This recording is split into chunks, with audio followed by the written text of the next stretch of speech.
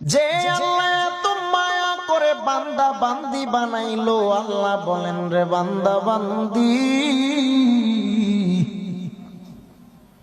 আমি আল্লাহ তোমার কাছে কোনো টাকা চাই নাই, পয়সা চাই নাই, বাড়ি গাড়ি কোনো কিছু দম দৌলত আমি আল্লাহ চাই নাই।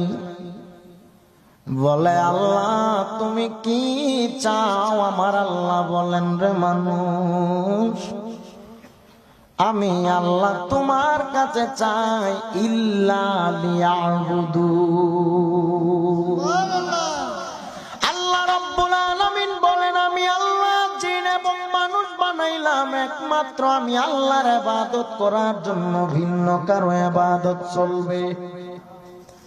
ও আল্লাহ তোমার ইবাদত কিভাবে করব?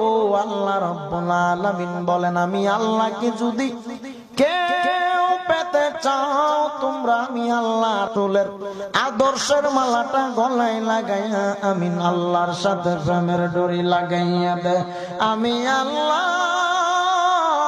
ও বান্দা বান্দি তোর জন্য রেখেছি জান্নাত। এরে নবীর আশিকের দল, আদ-দুনিয়া মাজরাতুল আখিরাহ, এই দুনিয়াটাকে আমার আল্লাহ একটা আখিরাতের বাজার স্বরূপ বানাইল। ও মানুষেরা, তোমার কোনো কিছুর প্রয়োজন হলে যেমন রায়পুরা বাজারে যাও, নারায়ণপুর বাজারে যাও, মাহমুদাবাদের বাজারে যাও,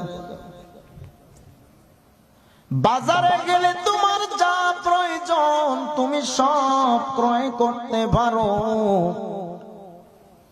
তোমার যা বিক্রি করা দরকার তুমি তা বিক্রি করতে পারো। এই বাজার হলো মানুষ তোমার আমার জন্য, আর গোটা জগৎটারে আমার আল্লাহ একটা বাজার বানায় দিল। ও আল্লাহ তুমি কেমন বাজার বানাইলা? আমার আল্লাহ বলে রে বান্দা বান্দি, তুই আমি আল্লাহর বাজারে তোরে পাঠাইলাম, এই বাজারে যাইয়া আমি আল্লাহরে কিভাবে পাইবা সেই চিন্তা নিয়ে এই বাজারে যদি তুমি তোমার সব কিছু কেনাকাটা করে নিতে পারো। বলে কি কিনবো?